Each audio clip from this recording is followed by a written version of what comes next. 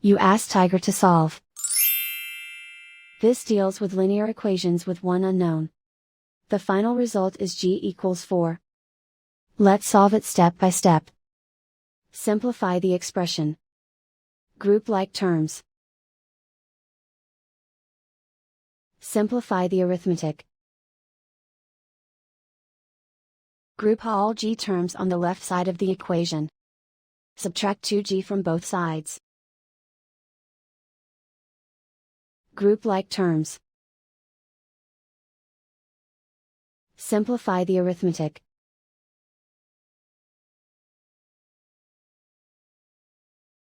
Group all constants on the right side of the equation. Subtract 20 from both sides.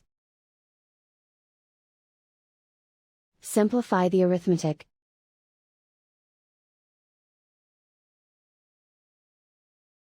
Isolate the g.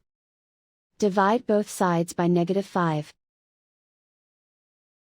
Cancel out the negatives. Simplify the fraction. Cancel out the negatives. Find the greatest common factor of the numerator and denominator. Factor out and cancel the greatest common factor.